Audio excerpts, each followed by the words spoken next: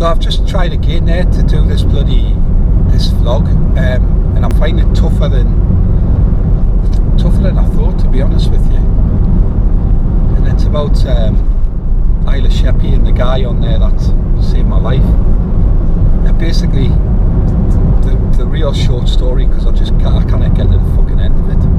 The short of it is, I was on the ship that was in the hurricane in October 1987 off Dover. I lost 2 guys. There was 6 of us on board.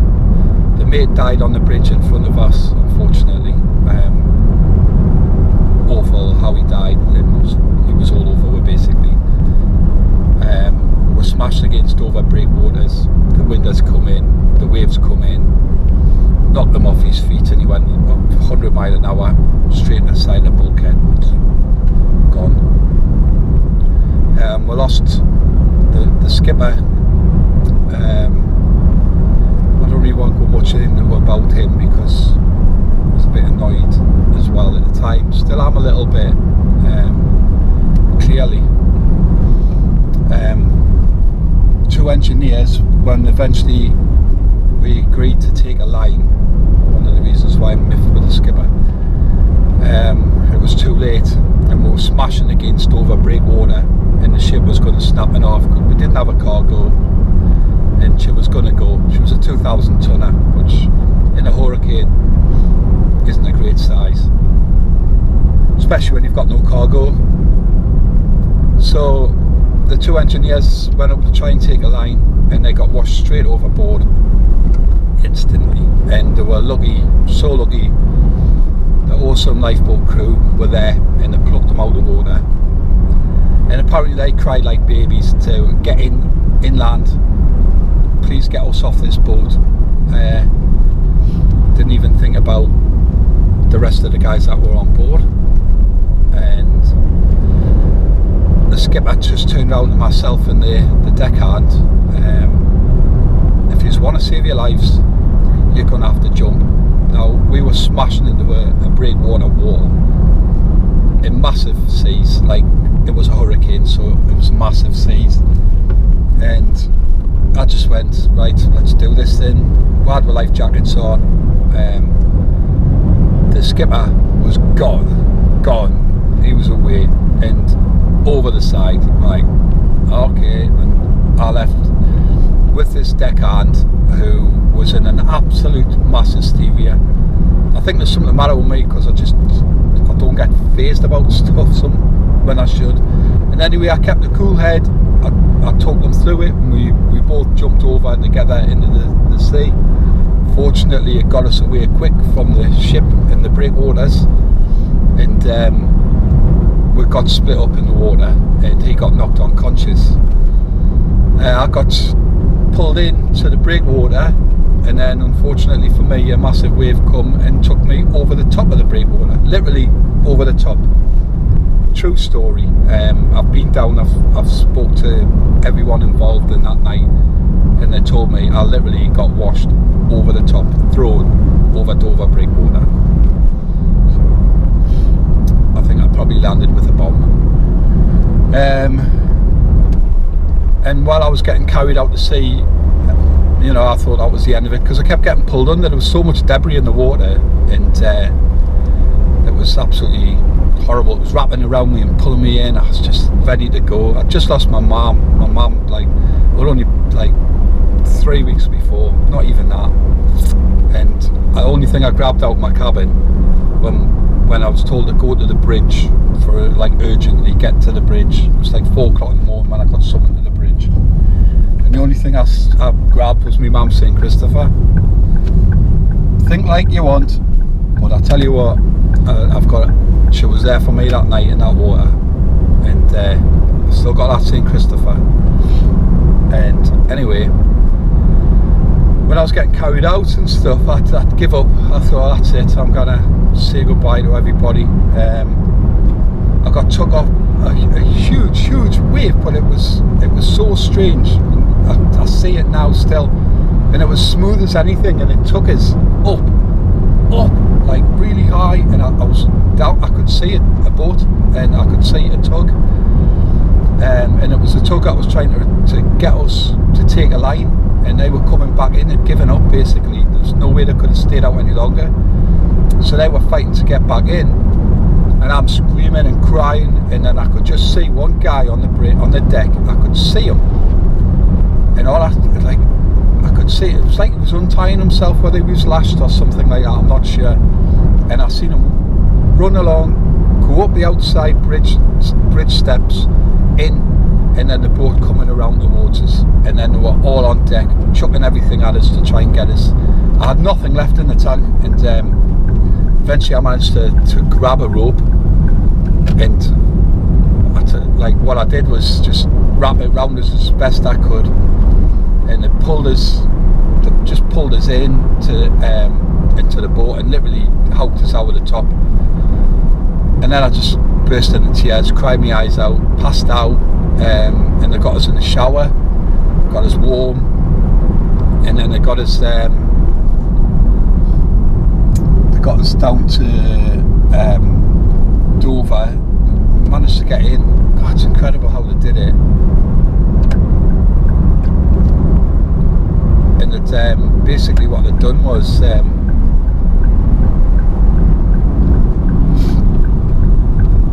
nice R8 there. They got us in the hospital, and they took us for a checkup and everything like that, and pumped my stomach out. And I was in hospital for a couple of days, and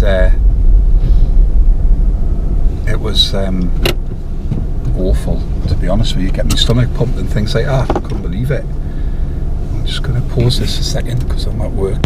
Yeah, so they pumped my stomach out, and the company that I was working for, dodgy like, just put us in the Siemens mission as well. So after I got took out of hospital, put us in the Siemens mission down in Dover. Bust up leg a little bit. It wasn't broken, just like badly bruised and battered about a little bit. And I stayed at the mission for a night until they were trying to arrange to get us home, because you can imagine how everything was carnage, train tracks, everything was destroyed down there. And anyway, my dad was actually at sea in the Bay of Biscay. He was a chief engineer, and my uncle was a first mate on another ship, and my dad actually could hear our distress calls on the radio. How bad must have that been for him as well. Knew it was my ship, knew where we were, and he phoned the mission to check on us and things like that. So I got home. Fast forward the clock, when I first got with Karen and told her about it, I was still having quite a few issues about it, you know. It's like nightmares, and didn't like wind. Still don't really like wind, like, to be honest with you. But I'm better. She did a surprise trip. Her and her mum had set us up big time. We're flying down to Kent for a wedding, which was true. Got to the airport. Nice Merc car hire. This was 10 years ago. It's like the upgrade was, oh, we've got a Mercedes for you. And wow, this is alright. And then she sprung it on us that we're actually going to Dover and not Kent first night. And there's a few people there that she wants us to meet. So it's like, right.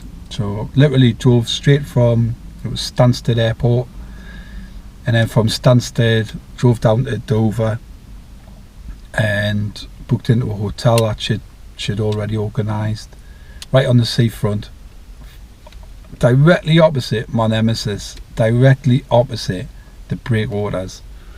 So it was a massive gamble that for Karen to put us there, but I could see what she was trying to do. And then just like, well, we're going over to the lifeboat station, there's some people there for you at a certain time of day, she said it.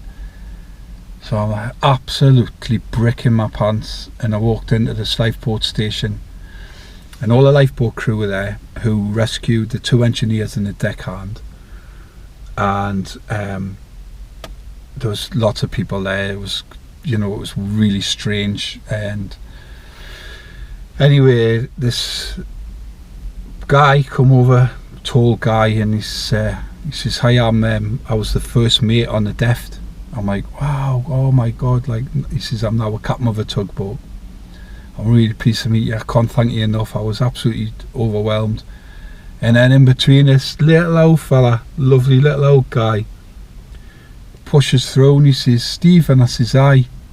And he said his name, and he says, "I'm the guy who pulled you out of the water." He's like, he was the one that saw us, and he's the one that pulled us out of the water. Well, he burst into tears. My wife burst into tears. I didn't. I felt it, of course I did, but I struggled, like, and it was amazing. And we had a right good catch up, and the guy who runs the lifeboat station had photographs, footage. Oh my God, it was unbelievable, you know. And I went through everything, and then the first mate of the Deft, who's now a captain, said, "Do you want to go for a run in my ship, in my boat?" I'm like, "Yeah." He went, "Come on, I'll take you where we pulled you out of the water." It's like, fucking hell. So Karen and myself went and onto the boat, told the chief engineer, got a guest arrival, fire up.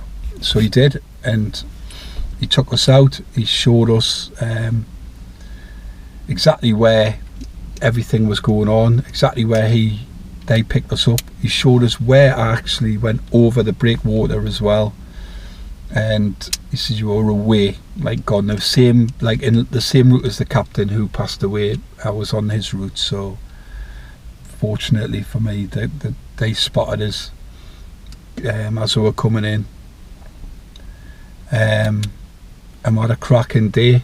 And it was when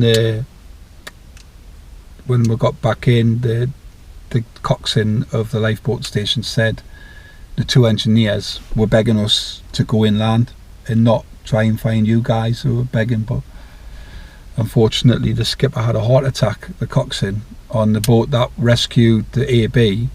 It was that bad, honestly, it was that bad. And the captain of that lifeboat, because there was two lifeboats out there, had a heart attack, and so they had to obviously turn around, get him in with the deckhand. The lifeboat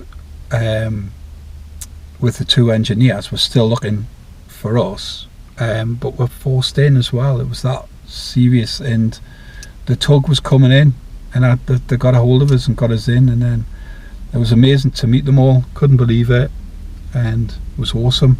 And it's 30 years this year, so sorry, next year it's 30 years. So I'm going to do something. We've got to do something. I'll be back down there. Awesome. So there you go. That was tougher than I thought. This is like take 150, but this one's going on. So I hope I haven't bored you, and thanks for watching, and I'll keep up soon. I'm away this weekend again for 4 days in the lorry, so I'll get back to lorry stuff. Cheers.